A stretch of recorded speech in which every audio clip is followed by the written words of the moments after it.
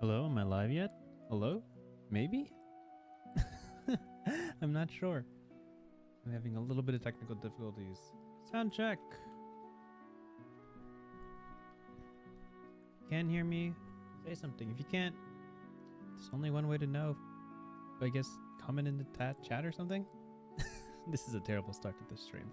Hi, if you're tuning in after the stream has already passed and you're watching a VOD on YouTube of this, feel free to skip ahead. There's a timer on the screen that lets you know when the stream starts. We're just warming up. Quiet? Awesome. Thank you for letting me know. I need that reminder.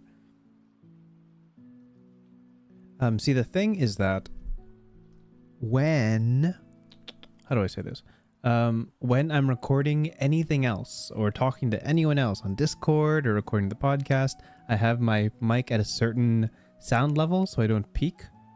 But for stream, I need it to be a little bit louder. So every stream I have to manually pump it up, which is something I have to get used to, but I am now. So hello. Wise Man, welcome back. Mango, welcome back. I see you too. The QB Master. It's been a minute, but I think I've seen you before. Welcome to the stream. Glad you're tuning in. Today we're covering Triangle Agency. For people who have been around for a while, we covered this almost exactly a year ago. And now that the game's finally released, we're going to cover it one more time, which is super exciting.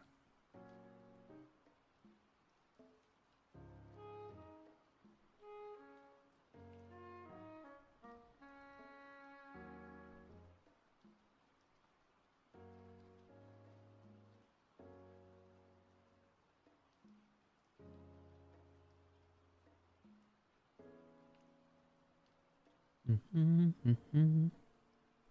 me just get everything on my end ready.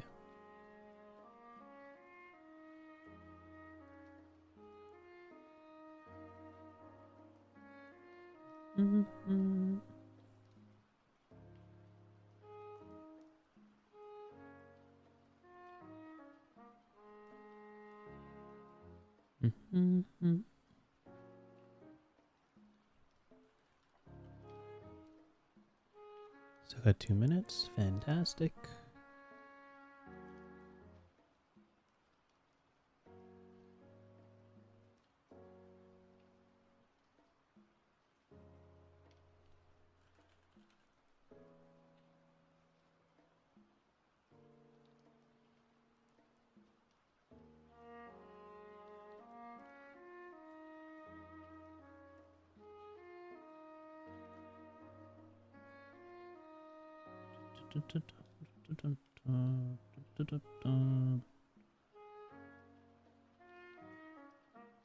First time in a minute I haven't been immediately prepared. There's a couple things I did want to take care of.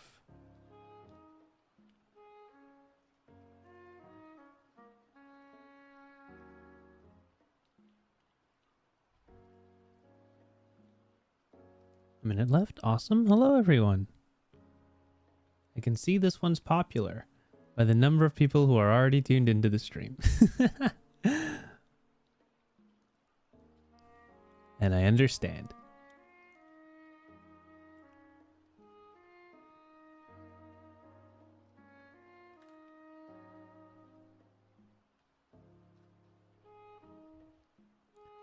Got just a little bit more time.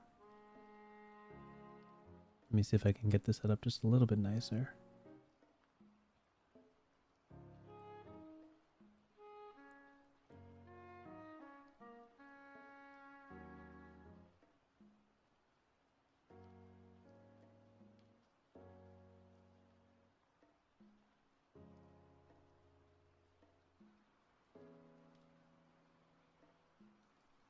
Okay, I think we're ready to go. All right. Hello, everyone. Welcome to the welcome to the stream. Let me see if I can sort this out real quick. All these games that I've covered before. Awesome. Great. Welcome to this wonderful stream of 99 More, and stream dedicated to covering 99 other tabletop RPGs. I have checked the numbers officially. This is game 46 of 99, and today we're covering Triangle Agency. Triangle Agency is a game that was released on Kickstarter, I believe, last year to incredible acclaim.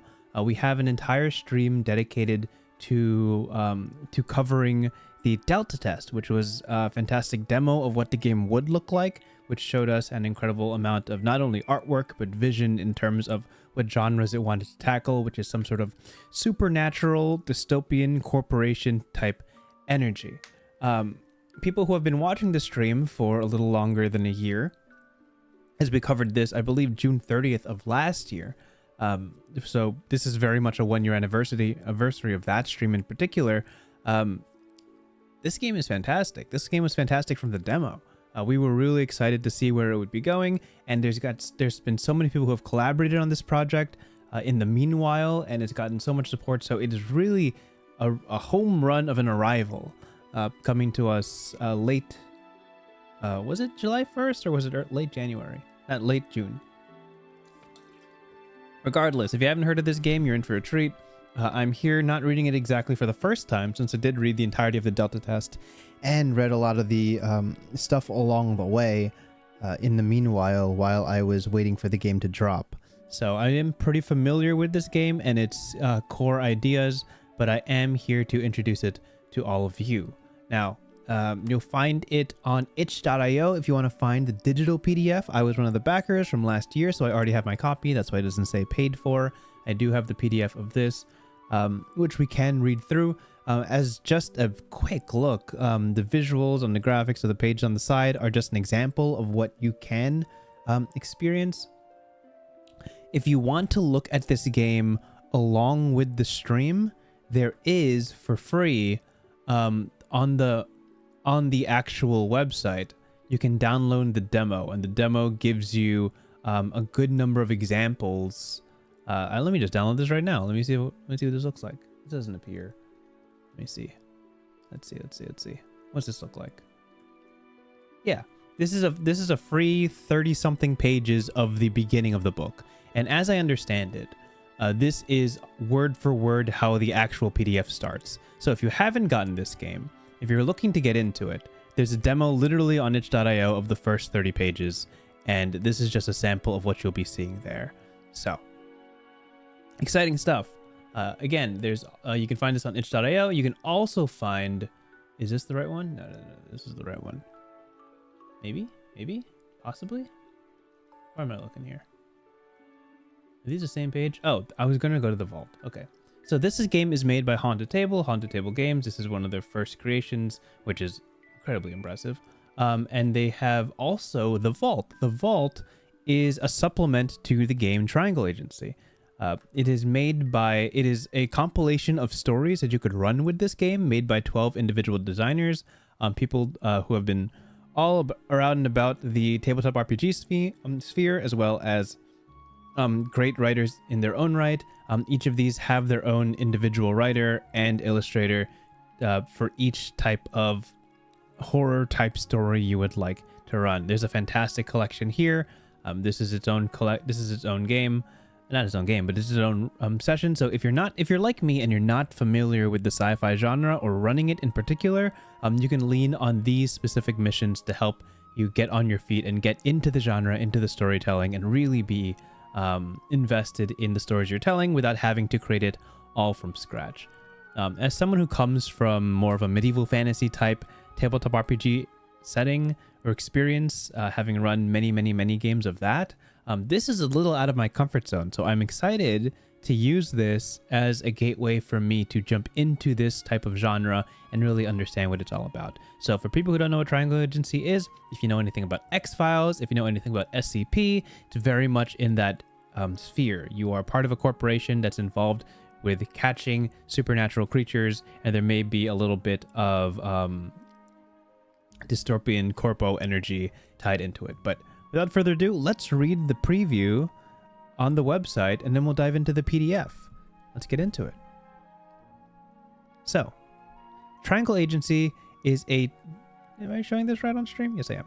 Triangle Agency is a tabletop role-playing game in a present-day setting about wielding enormous reality-warping power, navigating bureaucratic red tape, and juggling your everyday responsibilities. Player characters work at the Triangle Agency, an international corporation with influence in every industry. As field agents, players investigate and capture supernatural anomalies, and this is basically the crux of the game, that threaten the lives and comfort of normal citizens. Designed for campaigns of 10 to 30 missions or high-energy one-shots, our brand new game system creates seamless transitions between chilling horror, wacky comedy, and the emotional truth of trying to survive in a world with no right answers. Here's what to expect in this 300-page fully illustrated gamebook. This is not an exaggeration. There's literally 300 pages. Learn about the mysterious Triangle Agency and your role in advancing its mission in the Field Agent Manual, which features the basic game rules, story guidelines, setting details, and important regulatory information for compliance with agency standards and practices. What I did like about this game, and we'll get into that as we get into the text, is that a lot of the stuff in the book is very tongue-in-cheek. The narrator of the book itself is its own character in how it's delivering this information to you. It's really interesting. A lot of things are very point blank, a very documentary style type of writing when it comes to tabletop RPGs. In this book in particular, the person telling you your job and explaining your job has their own personality, as if the job is being explained to you. It's very fun. Action and conflict builds naturally in our new Stability Chaos role system, where every role creates chaos for anomalies to spend on powerful effects and obstacles. Another thing that's interesting about this, it's an entirely custom system. Obviously, it's inspired by a couple of different games, but it doesn't pull from any sort of family like the Forged in the Dark or Powered by the Apocalypse type games. It's its own system. Build your agent character by selecting their arc. Each player selects 3 pieces representing your agent's anomaly, reality, and competency, which very cleverly spells arc. It's really cool. Creating up to 729 starting combinations and a completely personal set of abilities that as they grow and change. Receive advice from the agency on how your GM can prepare and run missions using the General Manager's Toolkit, which is the GM section. Again, another play on the GM. Including examples of interesting anomalies and ways to bring your agency branch to life. Finally, as your characters grow in power and prestige, peer behind a Playwall to access hidden powers, items, and hidden details of Triangle Agency's stories. Inspired by legacy board games, the Playwall documents provide countless hours of discovery and surprise, accessible only by playing the game. Now, this is where I preface that in speaking to the Haunted Table team and messaging them and getting permission to stream this game, what they recommended is that I don't go past page 60, mostly because there are secrets past page 60 that you would prefer to discover in play as a player rather than reading through the book and discovering it without any context. That's what the Playwall is. Basically, the more you play, the more you unlock things, and the things that you unlock are revealed to you as you unlock them. They're purposely meant to be obfuscated before the story comes to them, which is very fun. For people who enjoy reading the entirety of the monster manual or things like that in other games, this might not be the most comfortable thing, but you'll just have to enjoy the surprise. So in this stream in particular, the farthest we're going to go is page 60, just to keep things a secret and keep things a surprise as you play them. So, if you want to learn more before you buy, check out the Triangle Agency sample pages, which is the first 23 pages of the book, literally right here, totally free. You don't need to pay anything to get the first 23 pages of this game to see if you dig it before you buy it. Ready to play but need help with inspiration? This is the Vault. The Vault for missions for Triangle Agency is what we showed just a second before. It's right over here. 12 different stories already written. Usually this takes a while to come out, but it comes out with the book.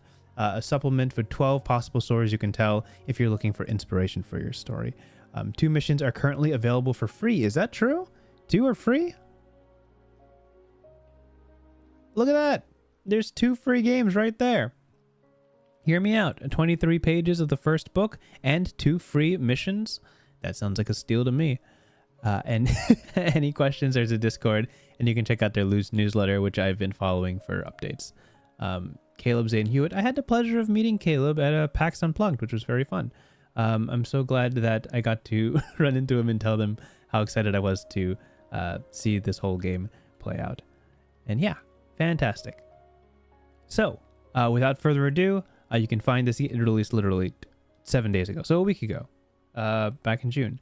So if you want to, if this seems right up your alley, you're more than welcome to jump in and read it yourself. Now, for this stream, let's get to it. We don't have much time. People who have tuned into the Delta test, you might see some familiar things, but now we have the beautiful benefits of layout, art, and illustrations, the beautification of a already fantastic looking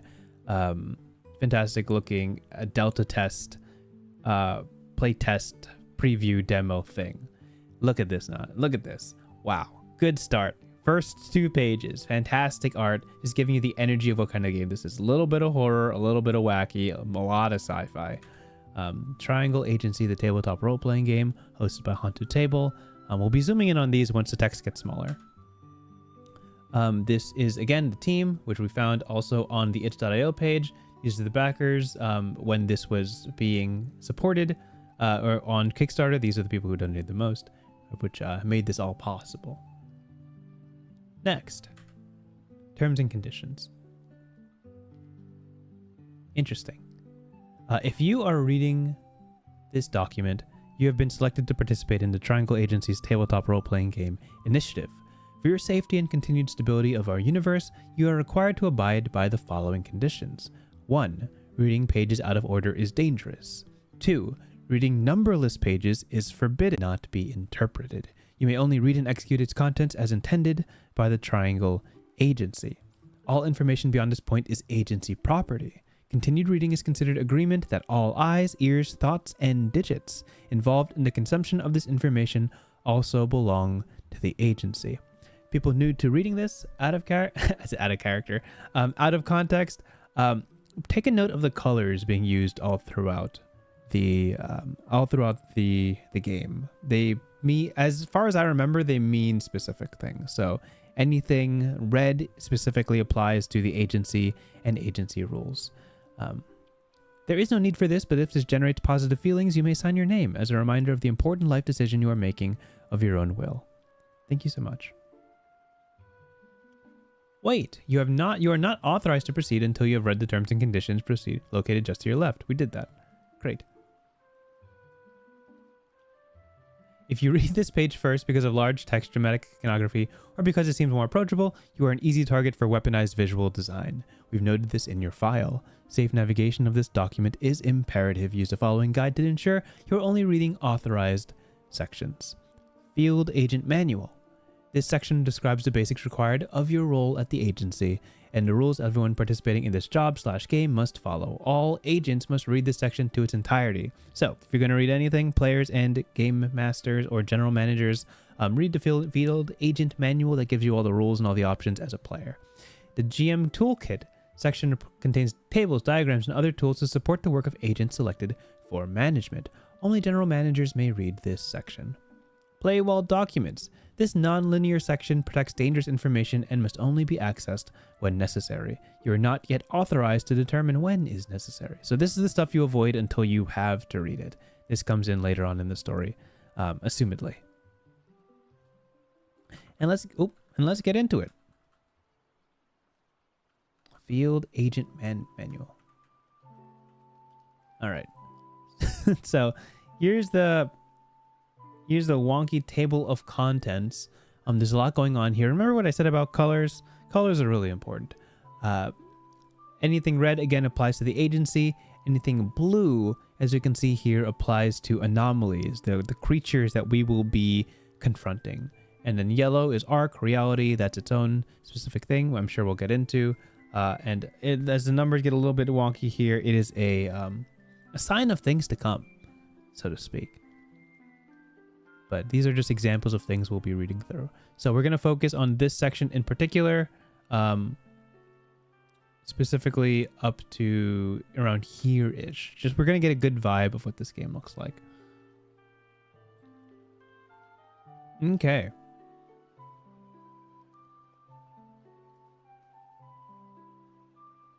So, premise of the story. Where it all begins. What is Triangle Agency? Triangle Agency is a private corporation/tabletop role-playing game dedicated to understanding and containing paranormal phenomena in the modern world. These phenomena are known as anomalies, and they are extremely dangerous.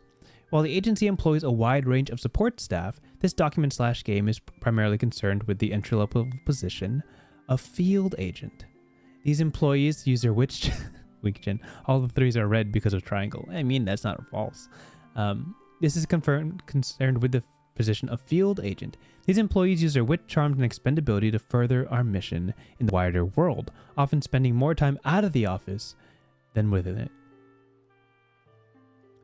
Field agents player characters are hired for their status as resonants, mundane beings who have bonded with anomalies and gained supernatural powers. At the agency, we believe everyone deserves to choose their future. Resonants, when discovered, are offered a choice between the special privileges of an agent or the typical captivity of an anomaly. We're glad you chose the former. So let's understand the context real quick. Let's recap, right?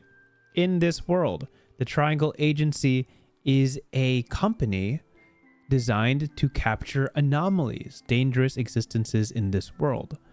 You work as a field agent in the agency, and you are unique because you are a resonant. A resonant is a person who has bonded with anomalies and gained supernatural powers. So you, a field agent, a normal person, happen to be bonded with an anomaly and were sought out by the agency. And the agency gave you an option. Hey, you're a resonant. Would you rather be one of our field agents, or would you rather be captured by an anomaly? The choice at that point is obvious. Disregarding agency protocol, misusing your anomalous abilities, or requesting an irresponsible amount of sick leave may lead to premature termination of your employment. Thankfully, this never happens. And this is the description of tabletop role-playing in the context of this game. TTRPGs. Tabletop role-playing games are a workplace efficacy technique involving disassociation from your immediate circumstances by pretending you are at a table in a home, conference room, or virtual space. A little too close to home. In our world, reality, you will experience many dangerous, terrifying, and difficult to comprehend situations. The tabletop role-playing game provides you with a measure of protection and emotional distance. One member of your team assumes the role of GM or general manager and takes responsibility for describing your team's circumstances, directing focus, and speaking on behalf of the people you encounter. The rest of you, as field agents, will describe the thoughts and actions of your characters and those most important to them. This is called role-playing. You get to pretend you are not living the stresses of your current moment and instead are enjoying a refreshing beverage at the imaginary table of your choice. The agency is happy, you're happy. Win-win. We recommend you embrace your imaginary life, leaving the table in between missions to experience a separate, mundane existence where you have entirely different relationships, superstitions, and employment is totally normal and a common part of the exercise. Don't forget to clock in on your return. I don't think about this. I should probably share this on Twitter. So I'm going to do that in the background while I read this. So, you guys understand the premise. You're a field agent. You exist in a world where there are anomalies. These anomalies are dangerous as described by the Triangle Agency. You are a resonant, which happens to be a normal person who holds an anomaly. And you have the choice of being held in captivity like other anomalies or hired as a field agent to the benevolent Triangle Agency. What could go wrong? Clearly, you have one option here. Just going to post this on Twitter. Great. Let's keep going.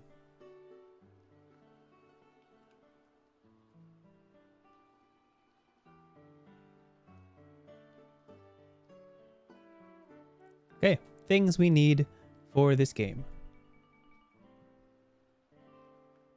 Did my screen go black? I probably did. That's my fault. Each of the following is required for a satisfying and productive workday play session. So this game needs between 1 and 5 other agents. So 1 to 5 players as your table of players. 6 4-sided dice. This is the interesting thing. This is the tricky thing that I really enjoyed in the original concept of this game. And what kind of separates it from a number of... Let me try that again. Separates it from another... separates it from a number of other systems. That's a tongue twister. On these 4-sided dice, we know as D4s typically, the most important number is 3. It's more important than 4. It's more important than 1 and 2. The more 3s you have, the better your result. Except for specific circumstances, which we'll get into. If your set of dice displays unnecessary numbers, you are encouraged to remove them. The only important number is 3. If you / your table self enjoys other tabletop role-playing games, you already have this in your possession. If not, for your safety, we recommend signing up for our training programs on The Fourth Wall, Suspension of Disbelief, Kayfabe, and Sense of Wonder. You require a pliable mind, easily subject to influence. Measuring success. From this point forward, your behavior can earn commendations and demerits, our way of determining your value as an employee / player. You'll learn more about these metrics later. For now, understand that commendations are awarded to exceptional actions / people, and demerits are distributed for selfish and embarrassing behavior. Human flaw alert. It is possible that weak-willed individuals may perceive certain information in brackets like this. This is a known side effect of the psychological friction that comes from the tabletop role-playing game technique, clashing with your lived experience. It should reduce in frequency as you acclimate to your position. Our mission: stabilize reality. Human flaw alert. There's a lot of little things like that all throughout this. Oh my gosh. Okay, so let's get into this. What the heck is triangle agency and why is it important? The universe was not meant to be observed. Observation creates thought, thought shapes reality. An especially large accumulation of similar thoughts, or a particularly potent single thought, can create an unnatural distortion of what is right and true. We call these distortions anomalies. Anomalies are extremely dangerous. They must be captured and contained lest they tear a hole in reality, leaving us vulnerable to forces far greater than any mundane mind can imagine. Triangle agency, a private corporation acting in the public interest, rises to this challenge. Without the agency, there is chaos, and where there is chaos, there is destruction, suffering, and heartbreak. As a field agent, you're joining a long lineage of employees across the centuries, and globe bearing our universe's continued existence on their shoulders. Luckily, maintaining order in a chaotic world is a thankful job. Here's your first of many. Thank you with an asterisk. Where can I find this asterisk? Oh, here it is. Why is there an asterisk on the thank you? Asterisk. If you're receiving gratitude for your work in the field, it is likely that you have created a loose end. Eliminate the gratitude or grateful party immediately. Thank you for the warning. Watch out for those loose ends. Why a corporation? An organization capable of combating the great threat anomalies pose needs to consolidate money and resources efficiently and easily, with high autonomy and low oversight. Government-aligned organizations are by necessity subservient to political interests. As a private corporation, the agency is able to serve only the mission with no ulterior motives. That's a relief to hear. To fund our mission, we develop and sell a wide array of products on every aisle of the store. Our subsidiaries like Ripple Clean, Realistic Clothing, and Stable Stables for the Modern Horse. Stables for the Modern Horse. Take advantage of Anomalous power to create unique, reliable, and competitively priced merchandise. They also provide a public face for the agency, ensuring your day-to-day work is uninterrupted by pesky inquisitors and regulators. How great to have a private corporation handling something like this. No worries whatsoever. Our values.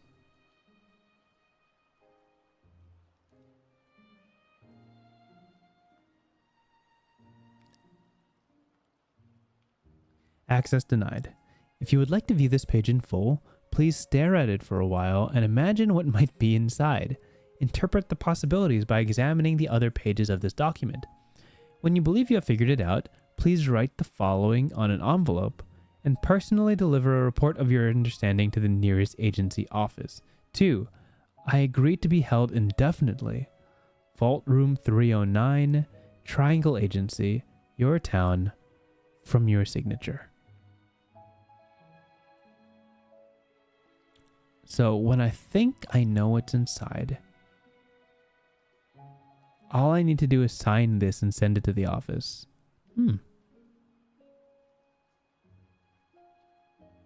Okay, we'll come back to that.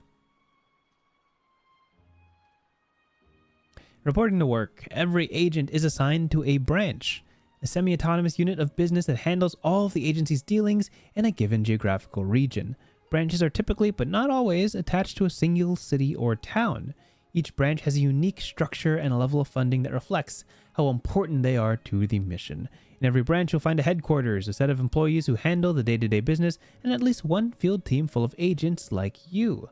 Decades of rigorous analysis suggest that agents are the most effective in places they know well, so you've likely been assigned to the branch that currently serves your local area. Each branch is unique, but they all fall into two major categories. Major metropolitan areas and other. Fantastic. Most branches are located at the heart of a civic, cultural, or economic center. The most distinguished of these are headquartered in stately, gleaming skyscrapers, enrobed in lush wall-to-wall carpeting and bathed in efficient good things. Their dozens or hundreds of staff work tirelessly to stabilize reality, to serve our customers, and support our affiliates. The hallways within these branches buzz with activity as couriers hand deliver messages. Phones ring with the hum of global commerce, and coffee of every known strength brews morning, noon, and night. Others may run a lean operation due to a low level of anomalous activity or a high need for discretion. These branches are driven by an admirable dedication to efficiency and can often be seen setting up shop in such diverse settings as an employee's home, a network of storage units, or an unused section of sewer unmonitored by city officials. Right, places out of sight. The luckiest of all agents will be hired to work in Turnian City, where our global headquarters resides. The following page provides a glimpse of its lobby, which may soon become your daily view. Whoa, look at that. That's exciting.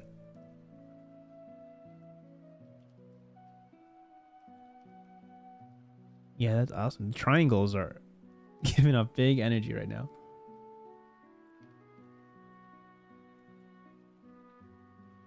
Other.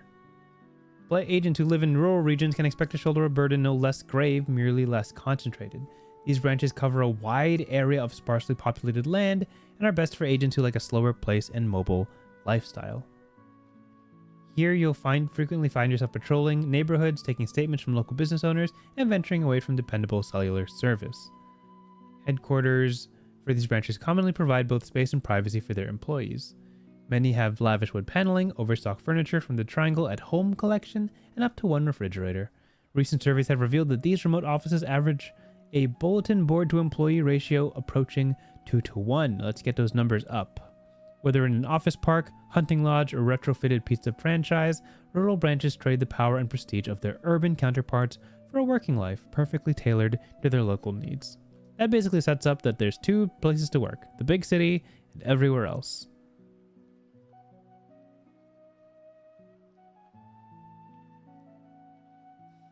Okay. If it wasn't nailed home yet, here is your job. As field agents, you have three priorities. Number 1, preserve reality for mundane beings.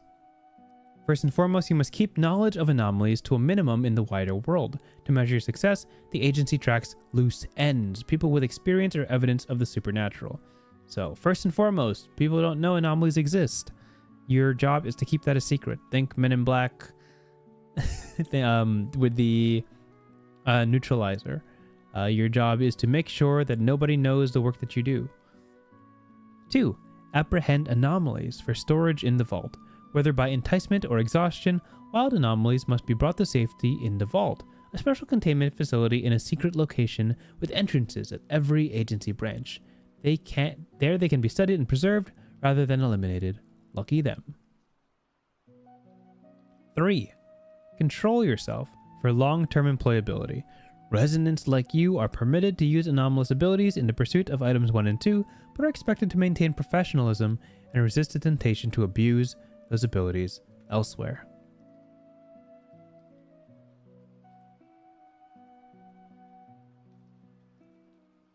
Between missions, there's plenty of work to be done. All agents are assigned a competency. So what I understand, competency is your job within the office.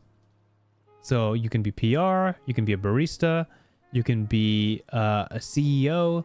There's 9 options of a competency. So competency is one of the 3 building blocks of your character. 1 is anomaly. A is anomaly, which is your supernatural power.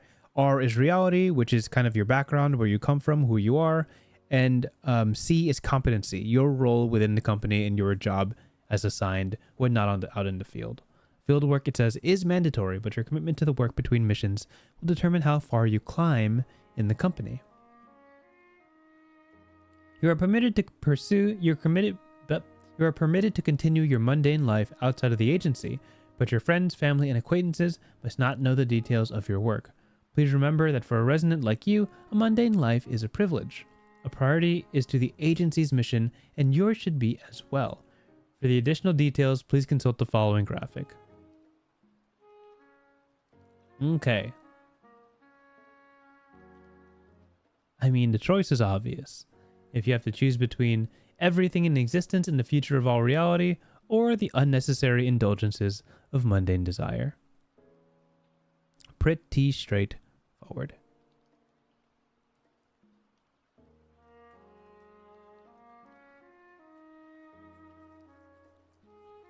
All right. So now we're going to get into session flow. What does an actual session of this game look like? Anomaly retrieval missions. The most common mission play session has 3 parts. There's morning meetings, where your GM introduces scenes from your daily lives in the time leading up to the mission. So this is kind of the preamble to the session that happens.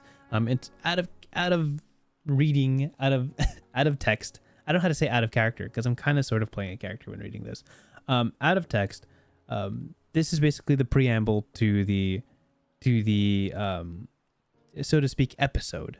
If you're ever familiar with the X-Files, every episode kind of begins with a little bit of slice of life, catching up on the main characters, seeing what's going on in their lives before everything kicks off and everybody goes into gear. So this is kind of that. It's making sure that everybody understands their role, understands their position in the company, and what they're aspiring towards. And the briefing is kind of the kickoff to when you'll finally be tackling some sort of creature or anomaly. Investigation. After the briefing provided by your GM, agents investigate leads to find areas and people affected by the target anomaly. While reducing loose ends wherever possible, you will follow the anomaly's trail until you find its place of power, which we call the domain. So, after the morning meeting, after you guys do the preamble, you guys will be briefed on the monster, you will investigate the monster, the anomaly, and your goal is to find the domain. The domain is the place where it is strongest. Encounter. Once you enter the anomaly's domain, it is up to you and your fellow agents to endure whatever defenses or demands it throws your way. Assuming all goes well, you will capture the anomaly and deposit it in the vault for further research. In less ideal situations, it may escape or need to be neutralized. So this is kind of the climactic moment of the investigation. This is when you actually confront the creature, you realize its true nature, you either neutralize it and capture it, or it escapes somehow and you have to kind of pick up where you left off.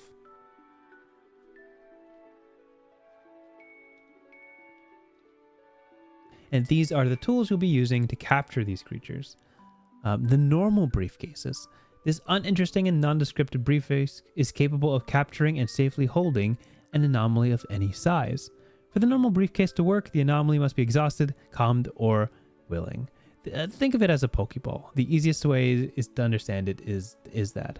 Banana says vibes are like SCP meets Jujutsu Kaisen. I absolutely agree. That's exactly what this is. If anybody's watched JJK, the anime, you understand the basic premise of these creatures existing as figments of a concept. Like a concept exists, and if people believe in it, or in the context of JJK, they fear it enough, the concept comes to life and becomes tangible. And the job of the field agents of Triangle Agency is to capture those and detain them before they cause too much trouble. This is the equivalent of a Pokeball. Once you've weakened it, or once you've decided to detain it in the vault, you'll be using this to capture the anomaly. Successfully capturing an anomaly typically requires identifying its focus, the thought or feeling that created it. Right. So again, with anomalies, they're centered around a singular concept that has a strong enough belief held about the world. The Ripple Gun. This weapon was originally a prop from an American science fiction television show television show in the 1970s. It's the only device known to be able to directly disrupt anomalous resonance. As long as a ripple gun can be aimed directly at an unobstructed object and aimed directly at an unobstructed target anomaly, it can be discharged to neutralize it permanently. And it can expend only a single charge before it must be replenished at the agency. Wiseman says, new anime on my to-watch list, I guess.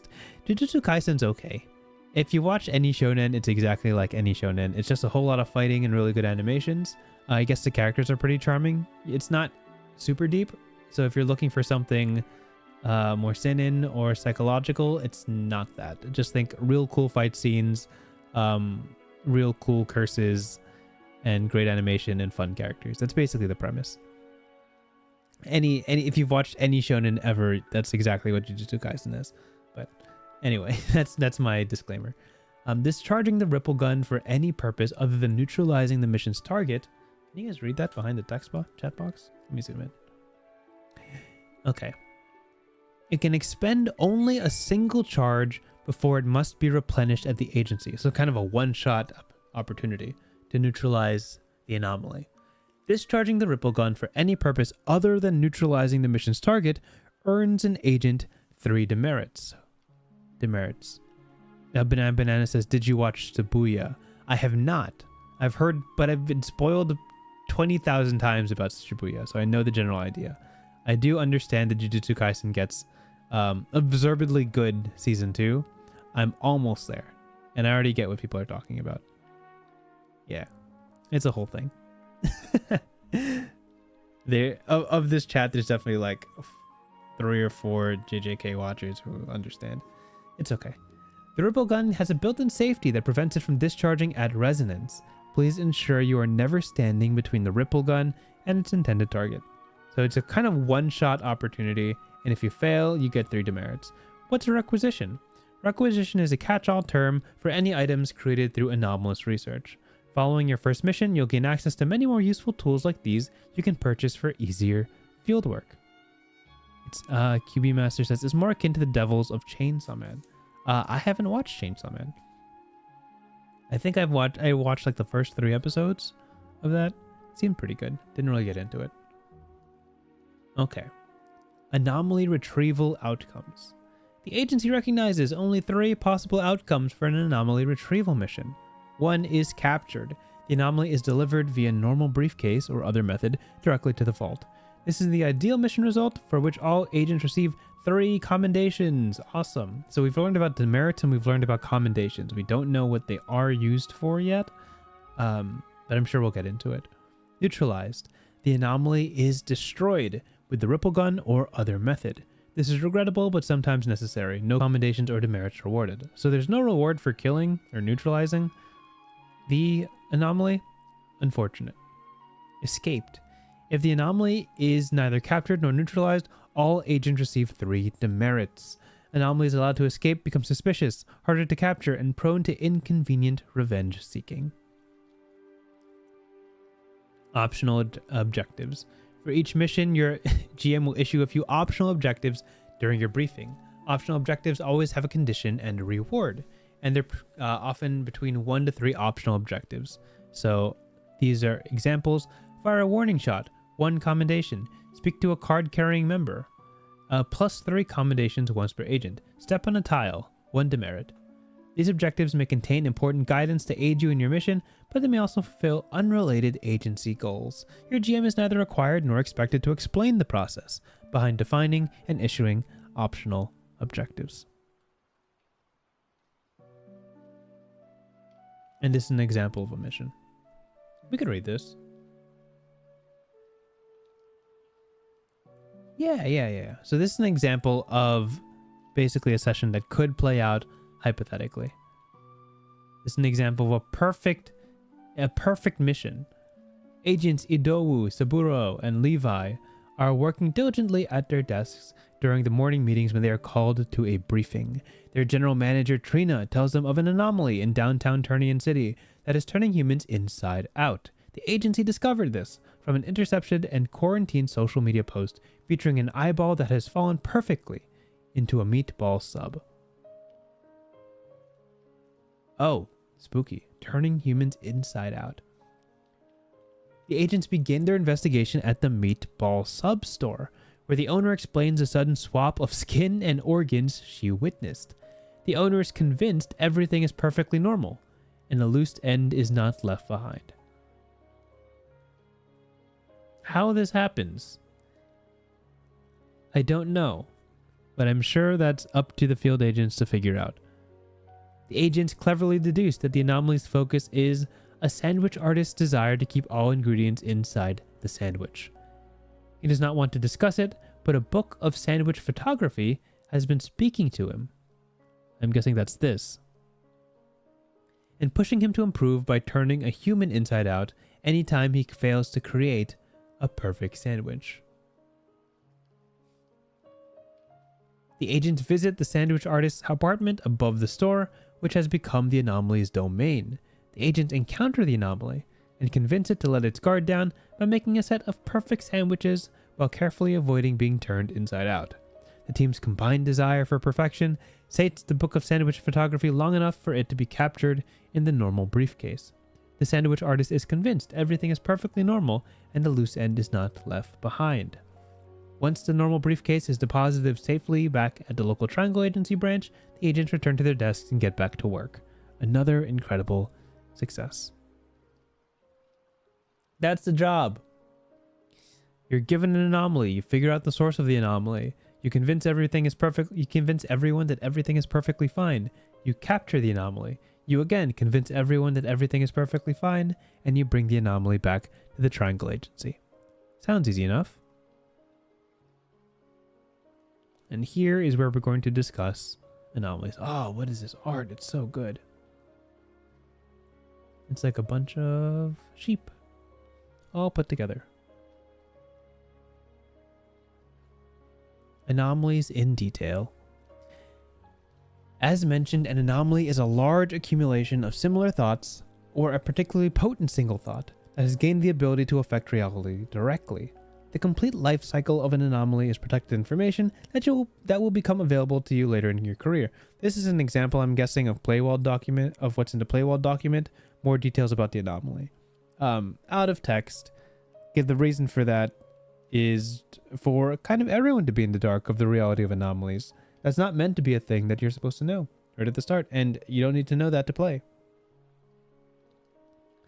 But this section will describe the most important details. Anomalies are not created in reality and thus are not bound by its rules. The thought or feeling that birthed them defines the extent of their power and guides their actions, which makes even simple ones extremely dangerous. Imagine a monster fueled only by hate and given limitless strength to destroy what it wants. A disembodied obsession puppeteering its target into a false romance, or the satisfaction of athletic swimming.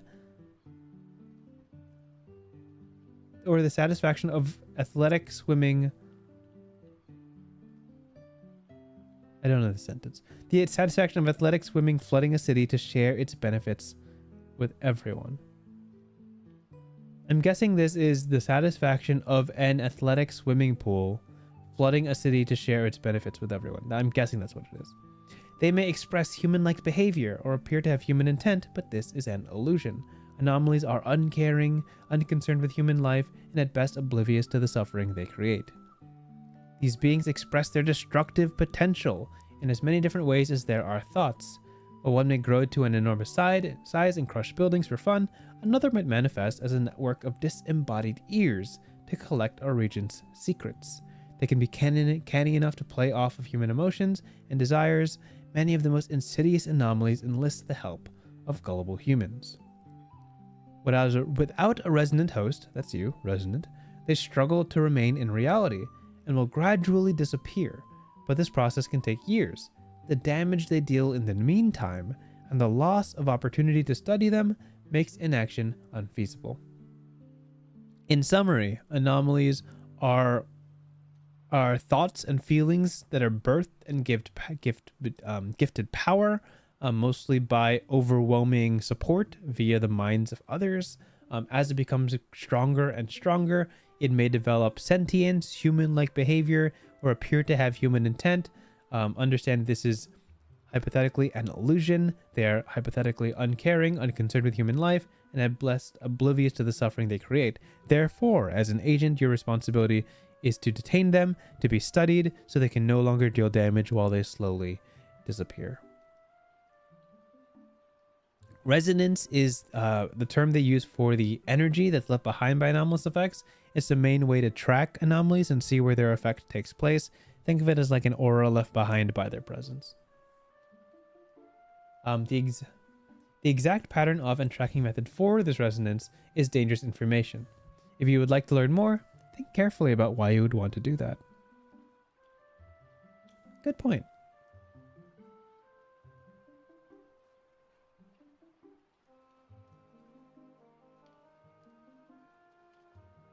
This is a fun paragraph. Personal anomalies. No matter what they tell you, or how familiar with them you are, maintaining control of your personal anomaly is paramount. The resonant anomaly relationship is an exchange. The anomaly gets the safety and stability of a mundane body, and the resonant gains access to impossible power. Typically, this parasitic process would eventually progress until the anomaly destroys the host, which is you. As long as you're employed, we at the agency are able to keep your personality dominant and your form stable. We limit the use of your personal anomaly to specific abilities because without our assistance, you would quickly be overwhelmed by your own power. While not every position at the agency offers a salary, all agents are paid in exposure to the stability the agency provides. So, what does that tell you? Basically tells you that, hey, this anomaly that you have might give you impossible power, and it is our pleasure to offer you the stability of controlling that. All you have to do is work for us. Basically protect you from yourself is the energy from this. We'll skim this a little bit. Components of an anomaly. Focus and domain. Focus is the thought that brought it to life and what it aggressively pursues. And the domain is its space of power.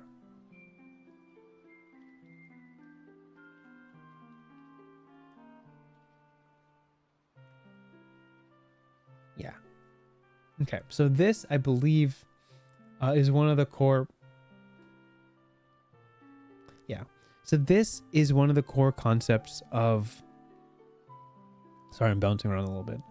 This is one of the core concepts of Triangle Agency, and this is a resource that is inevitably, eventually tracked by the Game Master and plays quite a big role.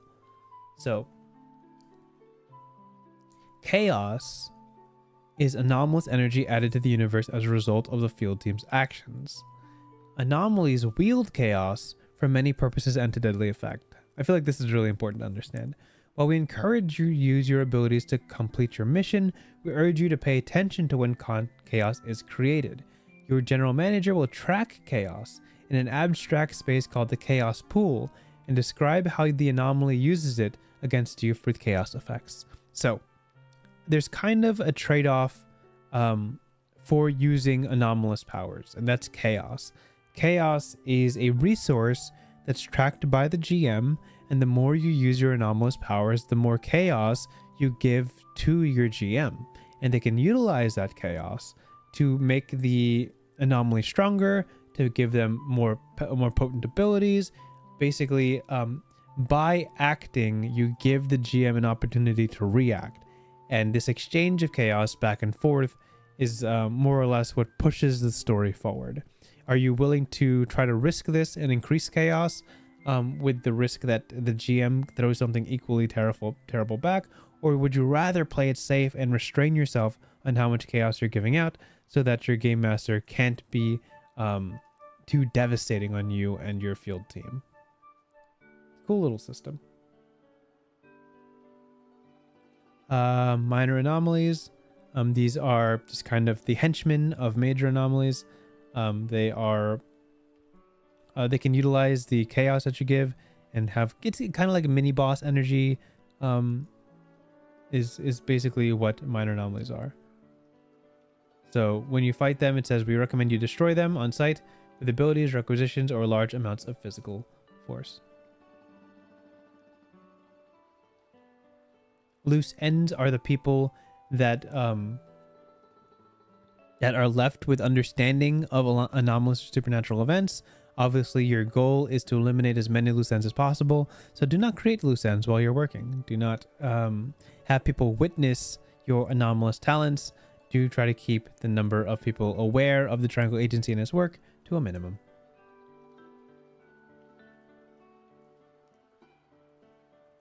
It says, a loose end is not exactly equivalent with a single mind because the danger is primarily in their ability to spread.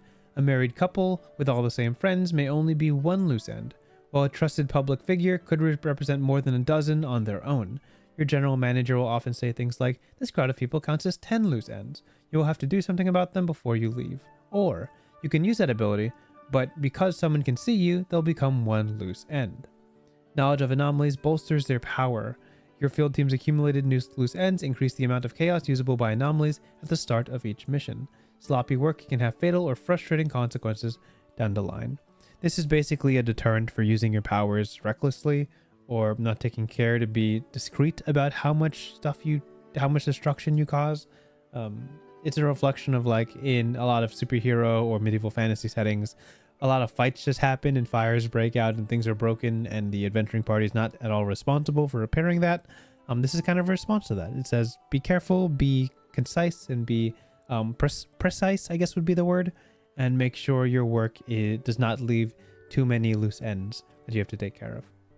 And the final threat is scheduling. Occasionally, your table selves will interfere with mission completion by believing they forgot or have more important things going on the day of the mission. This is a lie and can simply be ignored.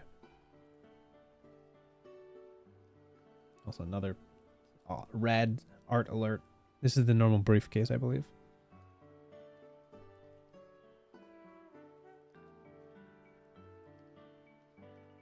This is how to capture anomalies. These are a couple of methods. Satisfying its focus temporarily, leading to contentment. Convincing it that its actions are counterproductive, leading to confusion. Removing the source of its focus, leading to despair. Back in the perfect mission, the agents followed the first path. They might have instead shown the anomaly how the sandwich artist's perfectionism was ruining his life, or removed the sandwich artist from the situation entirely. Not every option works for every anomaly. If you can't identify any path towards these results, an alternate method of exhausting its energy with a large amount of physical force. Great. Oh, and this is a nice foreshadowing right here. Exercise great caution when dealing with an anomaly that has taken the guise of a sentient being.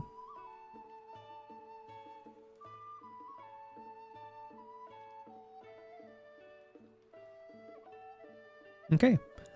These are agent performance metrics. Commendations and merits, as we're going to learn from this section, is basically I don't want to say progress tracker, but the way to understand how your character's position in the company is being influenced. Basically, the more commendations you have, the higher or more trust you have within the company, and the more demerits you have, the more you are at risk of being punished. Things like that.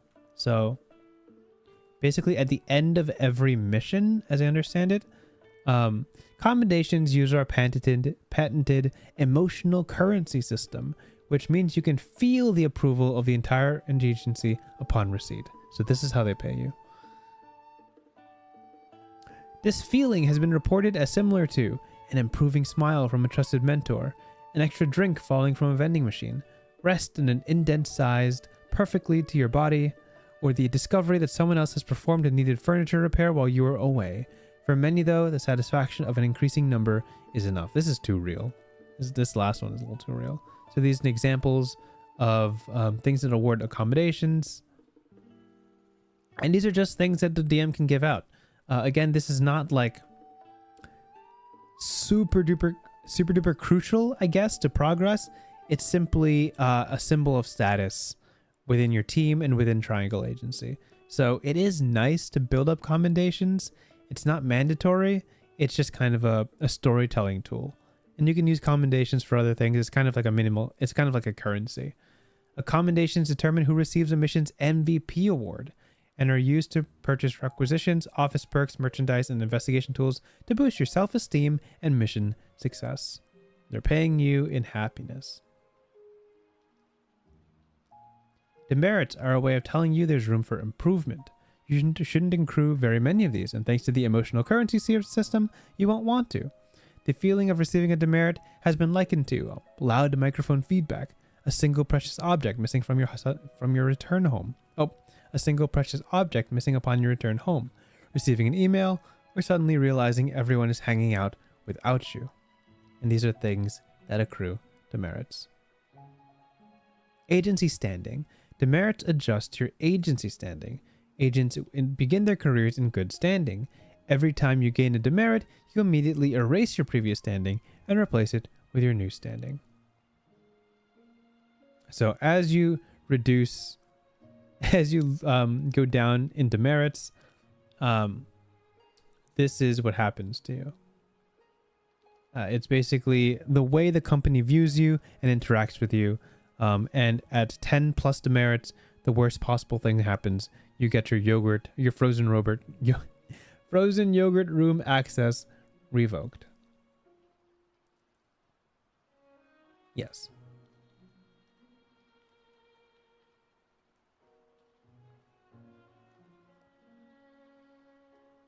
Playwall documents.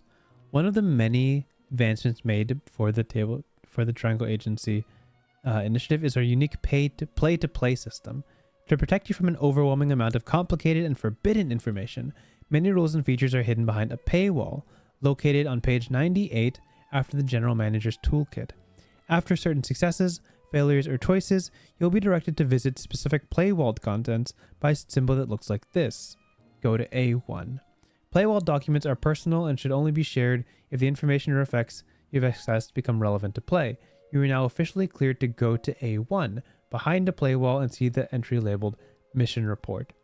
When you have, please return here immediately and do not look at, read, or experience anything else along the way. So again, this is the system where your progression should not be entirely known to you. Part of the appeal of playing this game is the discovery of realizing what powers you unlock, what abilities you have, what information you gather. About half of this book is intentionally a mystery that you should only read when the story tells you to, which is very, very interesting. So can we go to A1? If I just control F A1, will I find it? That'd be fantastic if that works. No? Nope. Whoop, this is not what I should be looking at. Playwall documents. Yes, here. A1. This is Playwall documents. Fantastic.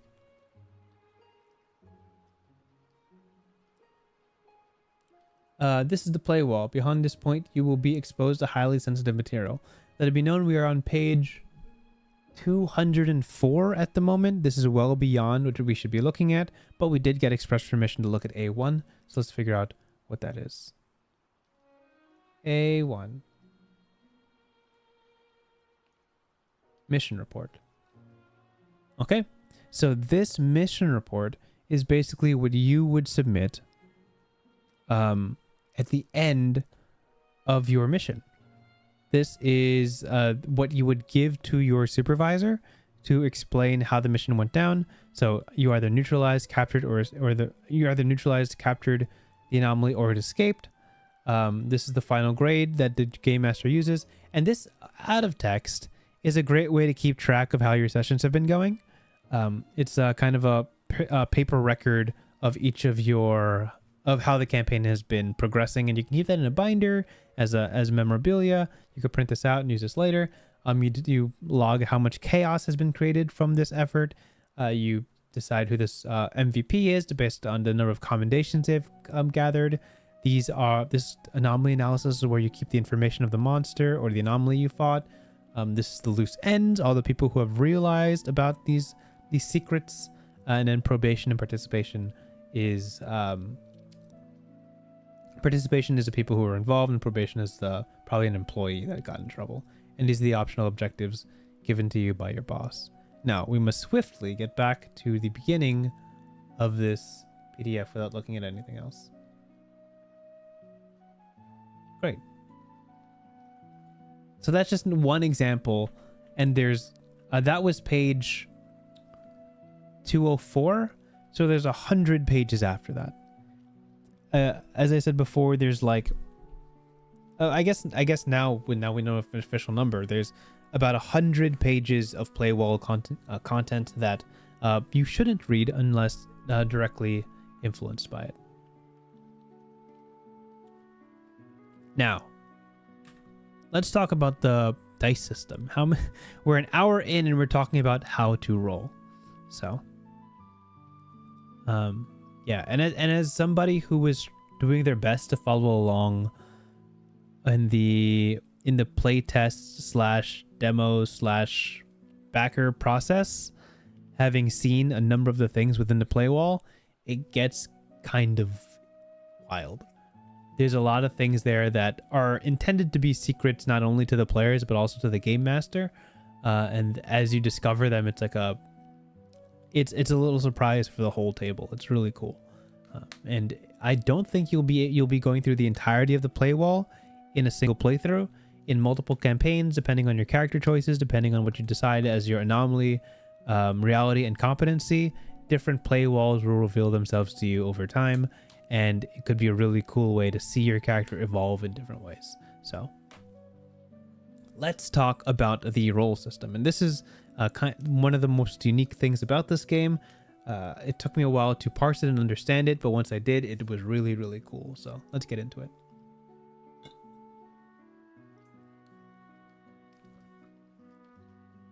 And if this is the last thing we look at on this stream, that's appropriate. This is actually a really cool thing to get down. By the way, these dice over here, these are physical dice you can buy. I'm not sure if they're available yet, but they will be eventually. I did order a set within the original Kickstarter because that was one of their options to buy, and it has just the 3 is colored differently, which is really exciting. Our universe is host to many competing interests. While we are working hard to increase this number, Triangle Agency's current ownership stake in reality is approximately 25%. Our level of control over possibility is represented in this tabletop role-playing game by the 4-sided die. Fortunately, in 5 known futures, we capture the entire market. Using our dynamic causal probability enhancement system, DRPES. Each of these futures contributes a die to your roll to increase the likelihood that they will come to pass. This means that you have 6 4-sided. I almost worded that very wrong. Hey, welcome, Thumper. Nice to see you here. This means you have 6 4-sided dice to use anytime you are drawing on the agency's power. So your 6d4 is the very basic roll for this game.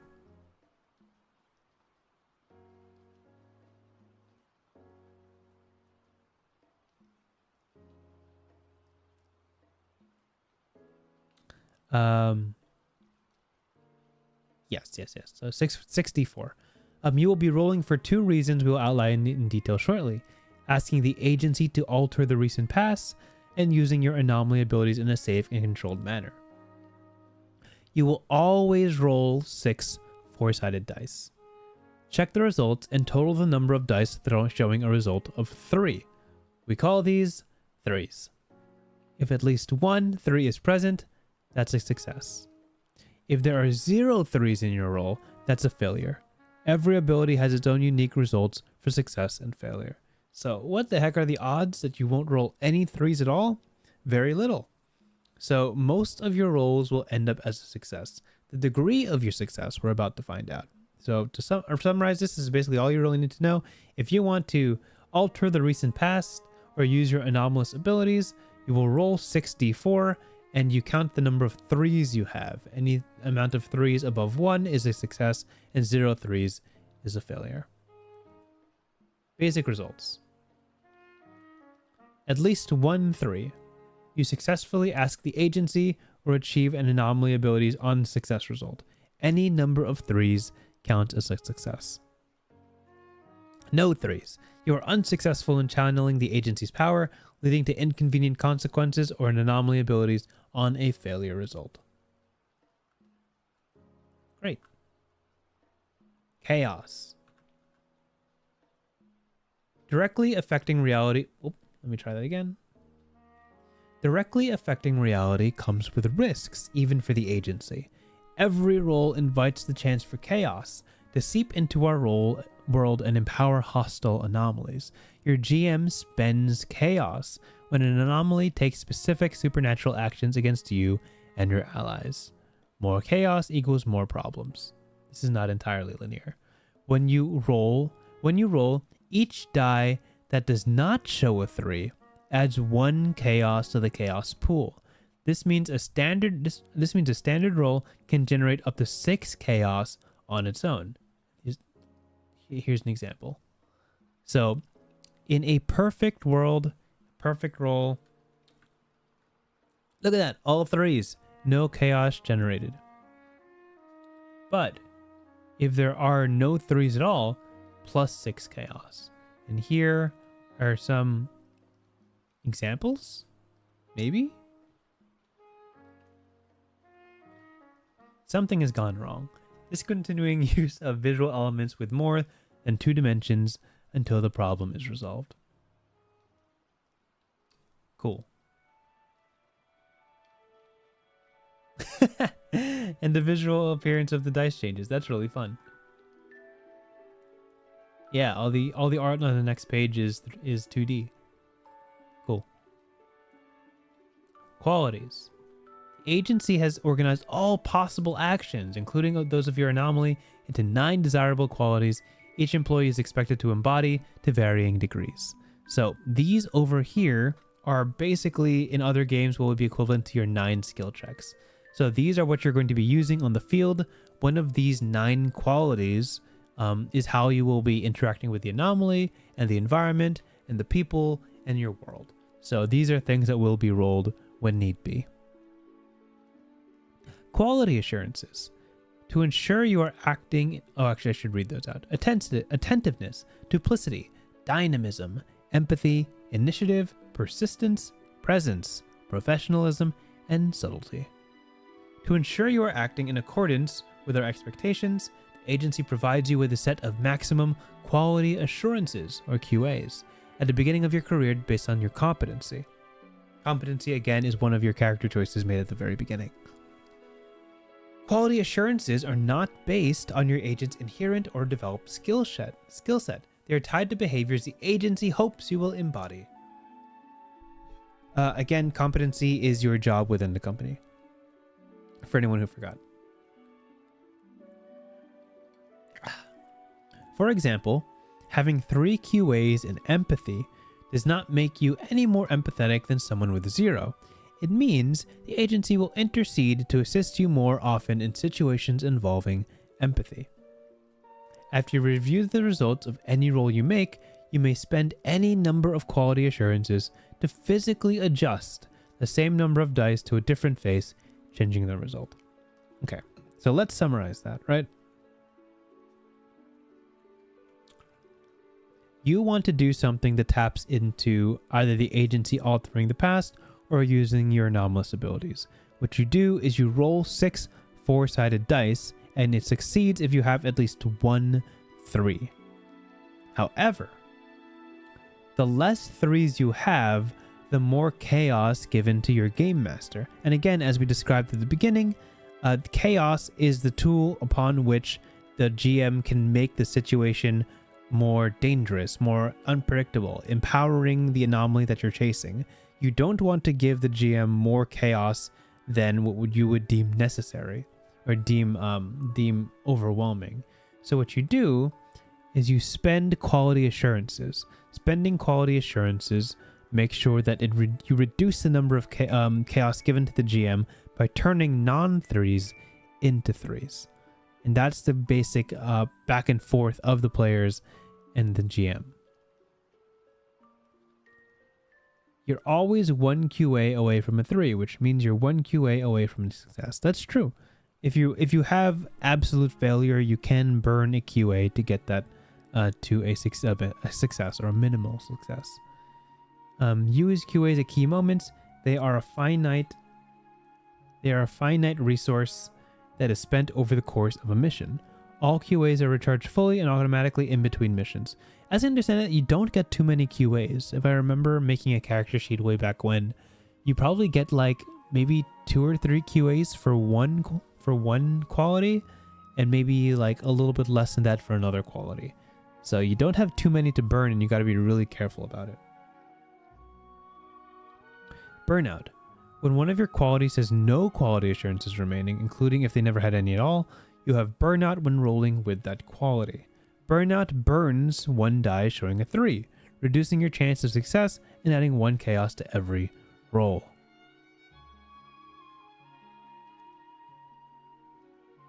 Yeah. Simply put, burnout always removes 1 3 and generates 1 chaos. If there's no 3 to burn, it still adds the chaos. Burnout can come from other sources as well. An additional burnout further decreases your roll's 3s. Oh, so you can burn out more than once? Applying to burnout 7 generated. Yeah. While more than 2 is rare, there's no limit on the amount of burnout you can experience, and increase the amount of chaos generated beyond the typical maximum of 6. Here's an example of applying 2 burnout to a single success, which turns into a failure, as well as generates 1. Transcendence. This is a fun little mechanic to build on everything else. When exactly 3 3s red is so strong. When exactly 3 3s are rolled before any adjustments are made, you perfectly conduct the agency's power and experience transcendence. The roll is a success. No chaos is created, and you may choose an additional effect from the transcendence chart below. Congratulations. All hands. Add any number of 3s to this roll. Circle back. Replenish any 3 spent quality assurances. Employee of the moment. Receive 3 commendations. So this is when you roll 3 3s out of 6. That is considered a transcendence. We all work together to make transcendence happen. In the moment of your success, you are psychically connected to every employee of the agency as you borrow a combined power. Everyone can see what you're doing and celebrate in your victory. Put on a show. You'll be sure to hear about your transcendent moment by the water cooler tomorrow. Stability. Adding or removing 3s with quality assurance and burnout cannot create transcendence, but this result remains especially stable. 3 3s always creates 0 chaos, even if not transcendence, and even if it had burnout. That means you can spend 3 QAs, that spending 3 QAs can take you from 0 3s all the way to a success with 0 chaos. So 3 3s is the ideal. Whether you gain it through pure transcendence, or you get it through quality assurances, or you get it through burnout, 3 3s is the ideal roll. Rolling quick reference. Oh great, there's a little chart. How useful. What you'll need, 6d4. Optional, luck or divine intervention. Roll 6d4. Did you roll 3 3s? Yes. Transcendence, and you get these benefits. If you didn't roll 3 3s, what is the benefit? How many 3s? 6 is pretty good. 5 generates 1 chaos. 4 generates 2 chaos. 3 3s is transcendence, it's 0. 2 generates 4 chaos. 1 generates 5 chaos, and 0 3s generates 6 plus chaos. And you can use quality assurances to boost up the number of 3s you have, and burnout reduces the number of 3s you have.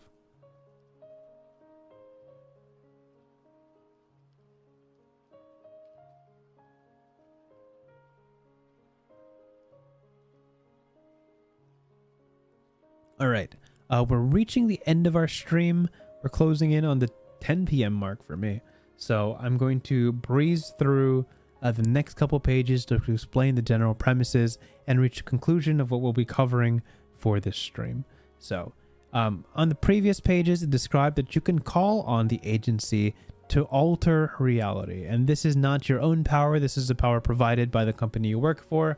So if you need to ask the agency to change reality, that is something you can do. All you have to do is roll for it. Roll the 64. So you can make a traffic jam appear to stop and escape a vehicle. You can make a celebrity arrive on a film or a reality TV show. You can tumble. Did I miss something? Understand? Oh, thank you. Thank you for subscribing. Dan's Dubs and Cover. Nice to see you here. So this is the agency's ability to change reality if your own anomalous powers cannot do so. So yes. So in order to do this, you need at least one successful roll of at least 1/3. And things that the agency cannot do is you cannot adjust people's free wills because it's hard to manipulate people's minds. Once you've made this change, everything involved in the change becomes established. You have created a fact of your reality and must live with the consequences. Great.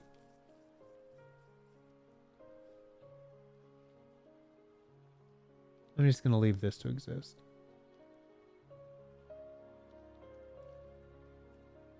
And this is an example of people who have relied on the agency to do things. So this agency has asked, can someone turn the corner up ahead who would try to steal her bag? And that would force a duplicity roll that the agent would roll the 64 and see if that's successful. And then here's an example of ask the agency to drop a piano on somebody's head. That'll be dynamism. You roll that. And you have to kind of logically explain how that could possibly happen through a chain of events that reality can accept as real. It can't be so crazily out of the ordinary that it's impossible for the agency to bring to fruition.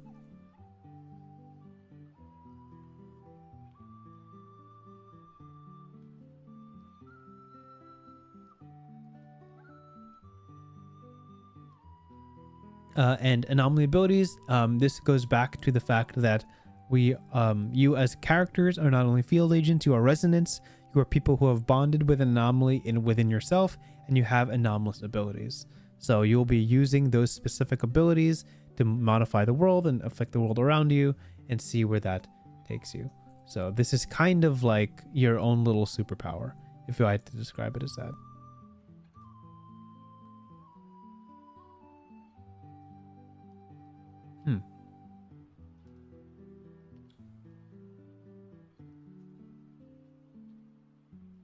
So I'm seeing here, and this is something that as you continue reading this, as you get past the section we're reading that is very formal about the agency,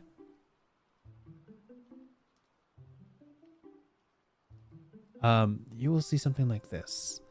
These blue lines connecting to this dot, connecting to this arrow that says, go to K2. I'm going to go look for K2. See what this is all about. And this is something that appears all throughout the book as you continue to learn more about the game. So I'm just gonna try to find it. Let's see.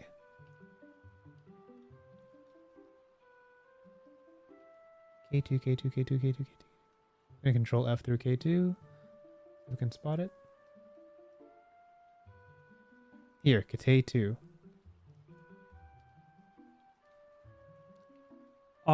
So this is K2, something that we have been provided information on through the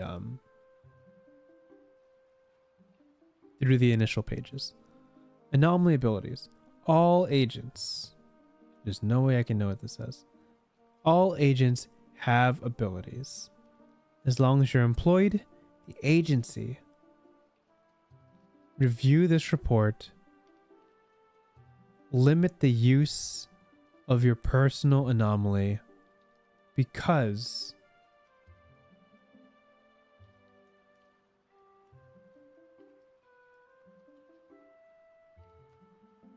am I reading this wrong? No. Here. I'm so dumb. Try it again. As long as you're employed, the agency limit the use of your personal anomaly because power. GM. A crowd of thieves? Review this report. Will be explained after your first mission is complete. Ability must be used. Open your eye. Abilities used upon success or failure.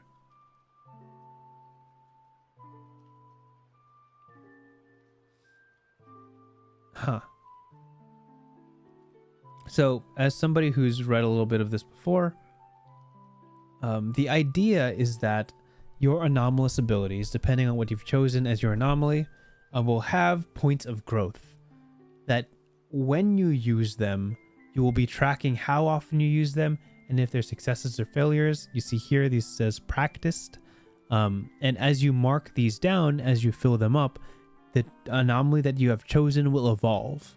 And once you have used it enough times, or accessed your abilities enough times, you will unlock a natural evolution of your talent. That is something that is revealed all throughout the Playwall. A bunch of things from the Playwall are these advanced evolved anomalies that I don't know about. I haven't read about, mostly because I don't want to be too informed on that, because it would spoil the surprise. So that's that. Let's see where I can get land. And then harm. Things happen, things that are dangerous. There is a life insurance policy. When you die, you are revived back in the Triangle Agency, as I remember, but to an intense demerit. So they can't keep reviving you. I don't believe so. There are penalties for dying on the job. You don't want to do that, but they will keep you alive.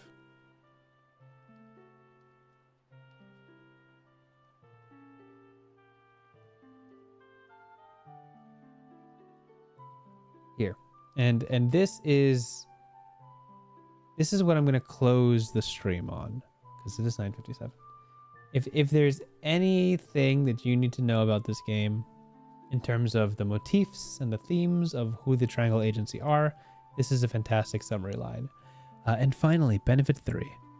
In the event that resurrecting an agent is no longer cost effective, the Triangle Agency will provide your loved ones with a small stipend and a non-disclosure agreement. Guys, that's Triangle Agency. Triangle Agency, again, to summarize this stream, is a fantastic game set in a sci-fi setting where the world is plagued by anomalies, and you as a field agent must do your best to protect the world against their chaotic results. You are employed by Triangle Agency, a company that may or may not have your best intentions in mind, as you yourself are anomalous by nature. What mysteries will you uncover? Well, it's hard to tell, but you could certainly start looking at it if you read through the Vault. The Vault is another PDF. We're not going to get into it today. Obviously, you can look at 2 free missions as a demo, downloaded straight from itch.io for entirely free. This is just an example of stories that you could learn about. Spring Eternal, Dead Quiet, Romdum, Zabaro, Bower Street, Gridhog, Hollowsuit, Weird Dog, Planet Providence, Murder at Gruntley Manor, Believe It on the Trains, Nosedive. Over 200 pages of pre-written missions for people who just want to run this game and don't and want to lean into the inspiration of other very, very talented writers. This is awesome. This is super duper cool. I love this project so much. I hope to play it one day, whether by running it or by joining someone else's session.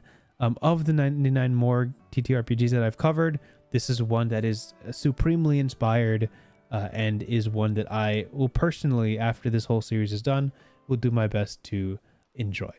So, again, if you want to find it, all you got to do is go to itch.io. Let's see if it is open. Yep, go to itch.io, look up Triangle Agency to find the digital PDF.